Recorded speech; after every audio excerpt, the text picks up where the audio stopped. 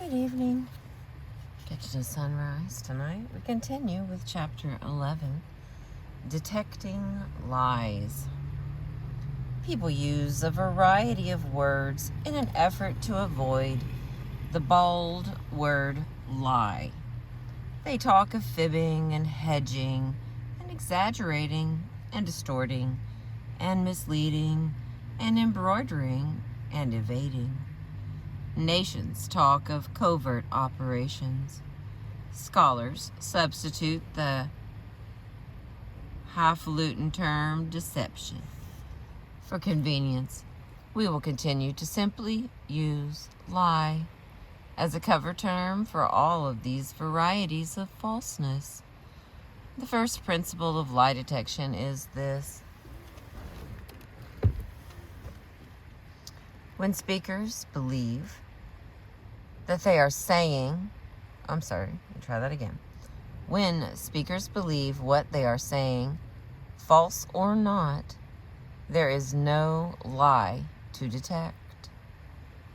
All the reliable techniques for discovering that people are not being truthful depend crucially on the observable mismatch between their verbal and nonverbal communication. This mismatch is caused by the discomfort they feel when they lie, which leaks their intentions to the skilled observer. If speakers are not uncomfortable with the statement they are making because they don't consider it a lie, there is no discomfort there to be leaked. And no amount of skill will make it possible for you to detect what does not exist. There are people who betray no discomfort even when they know what they are saying is false and would agree with you that it is a lie because they simply aren't uncomfortable lying. The usual label for such people is a sociopath. What makes a sociopath so dangerous is the seemingly total lack of any consciousness of guilt or responsibility.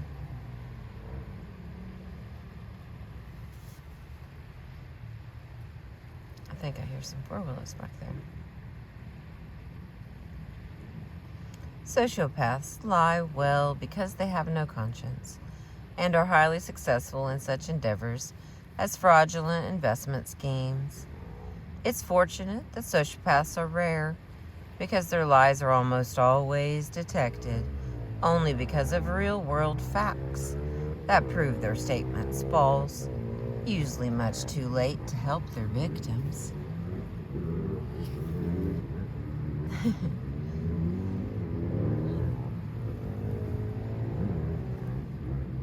I don't have it positioned right for you to see all those. They're quite a distance away, but it sounds like they're right here with us. Trying to get a little more sky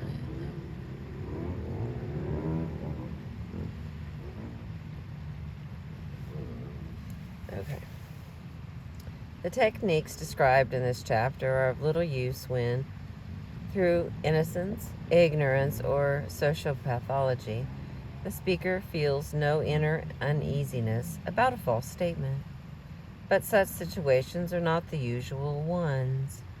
Most of the time, you will be dealing with the garden variety of falsehood. The usefulness of the ability to detect signals of lying when they are present goes without saying. Your brain's lie detector mechanisms are your primary sensory systems. You can see lies, you can hear lies, and you can feel lies. Sometimes it seems that we can smell or taste lies as well. We recognize the criminal in the line. What a sweet con. We are all familiar with the gut feeling that someone is or isn't lying. It's a sensation we can't explain, one that has profound effects on our behavior with regard to the persons we're suspicious about. Such feelings are often reliable and should not be ignored, especially when we can find evidence to support them.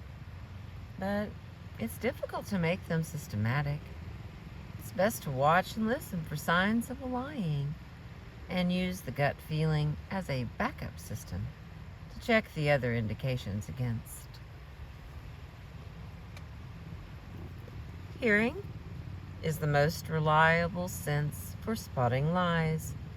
This comes as a surprise to many people and contradicts popular wisdom. Our mainstream culture devalues hearing, giving far more weight to such visual information sources as the printed word, movies, television, maps, charts, and diagrams. We say, "I won't believe it till I see it." And we defend items that we have seen right there on the page in black and white. We tend to assume, therefore, that we will be better able to tell that people are lying if we can see them. That's false, for at least two very good reasons. First, the face and body are easier to control than the voice is. The face is easiest of all. People are good at putting on false expressions and can become highly skilled at doing so. Learning to assume false intonations, on the other hand, is very difficult indeed. Most people, especially under stress, are hopelessly bad at this. Second, when you are face to face with a speaker, there is a lot of competing data to be processed. You have to observe facial expressions, posture, gesture, distance the speaker maintains from you, etc. Factors that have nothing to do with the speaker's honesty, such as physical appearance, clothing, expansive surroundings, and presence or absence of status symbols, can seriously distort your judgment. When you have nothing to attend to but the voice, on the other hand, some of those distractions can interfere. None of those distractions can interfere. They're really beautiful. When you have reason to wonder about someone's honesty, then the best way to proceed is to talk to that person on the telephone. Never go into a face-to-face meeting for delicate negotiations without talking to your negotiating opponent on the phone first. If you have any choice in the matter, when you have them on the line, here are the steps you follow.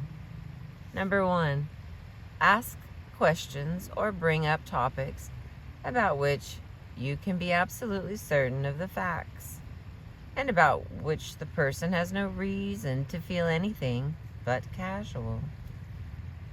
Number 2, listen carefully to the responses. And this is all in capital letters. You are listening for the speaker's baseline voice, particularly in terms of its pitch, its volume, and its rhythm. You want to know how the speaker sounds when telling the truth about something that has no particular emotional freight attached. Number 3, next, switch to a subject that you suspect will be important to the speaker. If you can think of a plausible question about which the speaker might prefer to lie to you, ask that question. It doesn't have to be a question connected with your upcoming negotiation. It should not be a question that is offensive or confrontational. Number 4, listen carefully to the responses. You are listening for mismatch, for a deviation from what you have identified as the speaker's normal voice patterns. You want to know how the speaker sounds when telling a lie. With most people, the pitch of the voice will go up if they are trying to deceive you. For example, but just hearing a high-pitched voice is not an indication of lying. It may be that the speaker's voice is always in a high pitch. What you are listening for is a change in pitch from the baseline that you have established. Number 5, repeat steps 1 through 4 until you are satisfied that you can tell whether the speaker is or is not truthful. And remember both the normal voice patterns and the ones that you felt exhibit either lying or tension for use when you're talking to the individual in person. That's the end of the list. Recently, I've seen advertisements for a machine that you can use to detect signs of this kind in people's voices. I have no idea how well it fulfills its description. However, you cannot always have that machine with you. There will be situations when you'd have no way to conceal it. Yeah, there we go. When it would be an inconvenience to lug it about, and so on. I strongly advise you not to become dependent on any such gadget. You need to be able to rely on your own ears, which are always going to be part of your available equipment.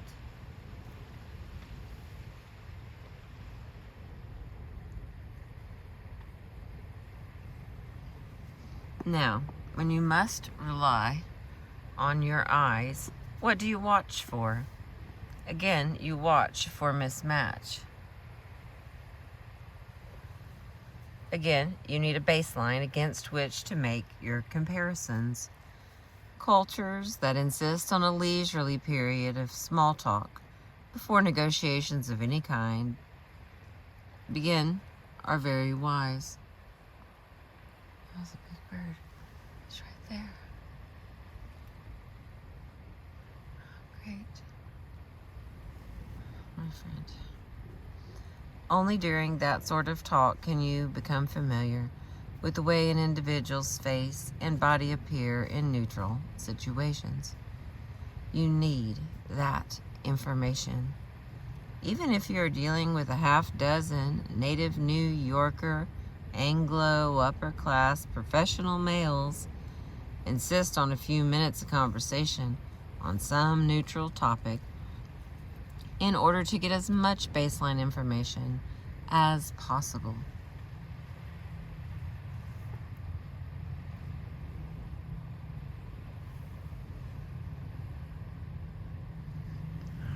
So beautiful. I'm sorry I keep having to take a look. There are 2 kinds of facial expressions. Planned ones, deliberately put on as a hat would be, and spontaneous ones, which occur without planning. Separate pathways in the brain are responsible for these phenomena. And lengthy research by Paul Ekman and his associates has yielded an essential fact to be remembered. Spontaneous expressions are more symmetrical than planned expressions. That is, the 2 sides of the face match better when the expression is genuine and spontaneous. If you are negotiating with someone whose smile is always crooked, perhaps because of the shape of his or her mouth, a crooked smile has no significance. But if the speaker's smile or any other expression is symmetrical during neutral conversation, the appearance of its crooked counterpart signals an attempt to deceive.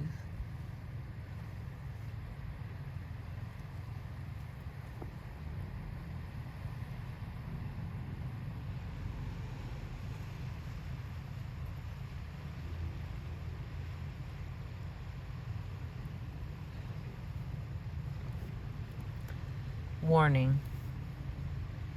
Always be careful not to lose track of the fact that your goal is only to determine whether people are lying.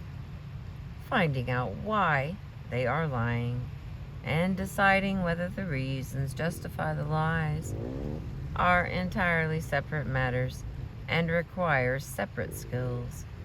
So, as far as I know, no evidence has yet been found that this correlation between symmetry and truthfulness also holds for body language. But the principle would be exactly the same and is worth applying on an experimental basis. Perhaps, suppose that you and I were negotiating, and I noted that your gestures were always symmetrical, with both hands involved and matching during neutral conversation. I would become very alert if I then saw you begin gesturing with only one hand when the chips were down, or if I saw you using both hands but not symmetrically, and vice versa. It is the change from the baseline that matters.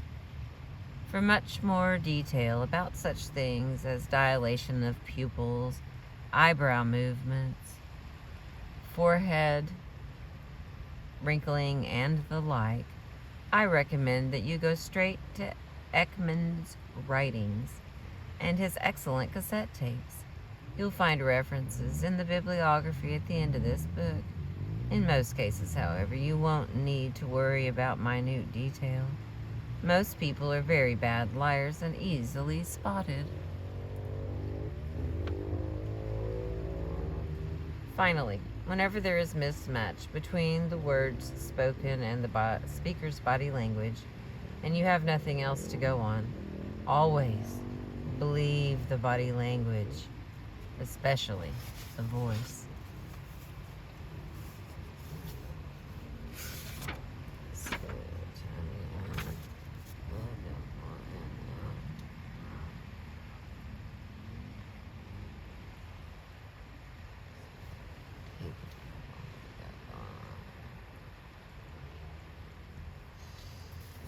Okay, here we go a little bit further.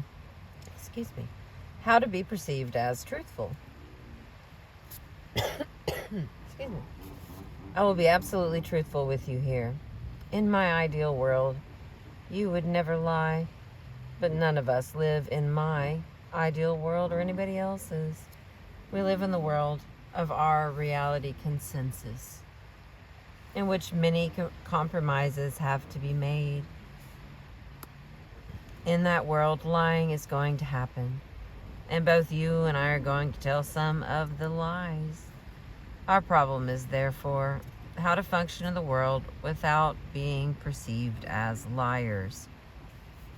Almost all lies fall into three basic categories: polite lies, survival lies, and incompetent lies. The first two must be accepted as part of getting along with one another and staying afloat. They aren't going away. Whether they ought to go away is a subject for philosophers and ethicists and theologians. This book is not the place to discuss such matters. The third category, however, does not have to be accepted. Not incompetent adults. Not in people who are in positions of power and responsibility, or in those who work for such people and represent them to others. They are yet another form of malpractice of the mouth. There are no excuses for putting up with incompetent lies. Polite lies are dictated by the reality consensus. Of course, there is a Santa Claus Billy. Falls into this in the taxonomy of untruths. Telling people who look awful how very nice they look. Saying you feel fine when you feel bad. Praising people who don't deserve it. All fall into this category. Polite lies are as common as weather. Survival lies are the ones you tell because it is literally a matter of life and death for you to do so. They usually cannot be anticipated unless you spend your time in Rambo mode. You will very rarely need to tell any of these. All other lies are just incompetence. They don't have to be told. Incompetent lies are things people say because they can't think of anything to say that would be both appropriate and true. They may not have done their homework. They may be deficient communicators. They may not have engaged their brains before opening their mouths. They may just be too lazy to bother doing better. All of this represents incompetence. It can be avoided 99% of the time. Remember the basic principle? There's almost always something you can say that will serve your communication needs and not be false. The doctor who says, "Your appointment is in 3 weeks," instead of the false, "I want to see you in 3 weeks," shifting from an utterance about an emotion to the statement of a neutral fact, is not telling a lie. The politician who says Texas should be avoided in every way possible, instead of the false, "I will never raise taxes." Oh crap, I said that wrong. I'm so sorry. Maybe I think it's getting dark. Oh, that's funny. The politician who says taxes should be avoided in every way possible, instead of the false, "I will never raise taxes," shifting into computer mode, is not telling a lie. The professor who shifts to computer mode and says, "Passing this test will be difficult for students who have not taken Geometry 101, instead of the true but callous, excuse me, "You 3 guys in the back row are going to flunk this test," or the false, "I'm sure you 3 in the back row will do fine," is not lying. Such choices simply demonstrate competence. When you know that you're heading into a touchy situation where emotions may run high or where harm can be done, prepare yourself. Be ready for the spots where you might have to lie if the advance work isn't done. Write down or put on a cassette tape the questions you expect to be asked, the challenges you expect to face, the utterances that are likely to cause you trouble.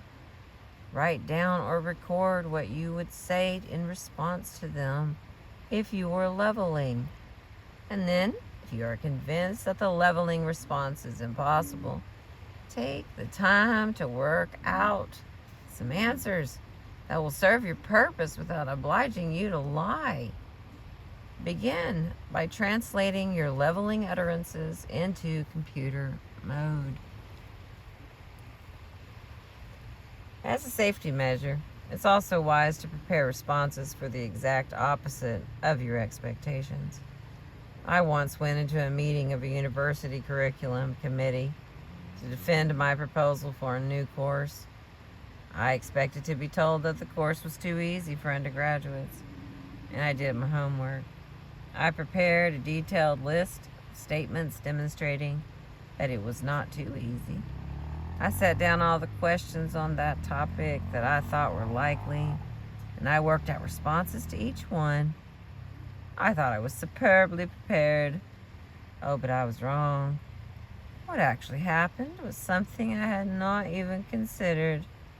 The challenges and the questions all revolved around the committee's conviction that my proposed new course was too hard for undergraduates.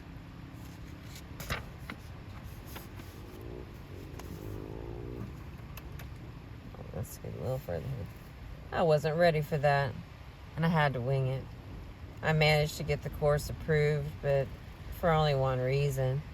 Because I had gone through this process thoroughly so many times before. When the day came that I had to do it without advanced warning, I had built up enough skill to carry it off. That is why it is worth doing such preparation when the interaction you're facing is trivial, and it won't matter very much if you fail. That way you build your skill without taking unacceptable risks, and the process will be at least partly on automatic in emergencies. Oh, goodness. But suppose you must lie, because that happens. You may be able to soften it for yourself by deciding that it's not really a lie. It's just a fib or an exaggeration or an evasion or some such thing. However, you label it, you find yourself with no way to avoid saying something that is not true. How can you do that with the least risk of being caught at it? There are 4 things you can do as follows. All right, I'm going to stop here and I'll pick back up on page 240 from the book Success with a Gentle Art of Verbal Self-Defense by Suzette Haydn Elgin. And we'll get to the 4 things, and then we're getting pretty close to being done with chapter 11. Thank you for being with me. I appreciate you listening.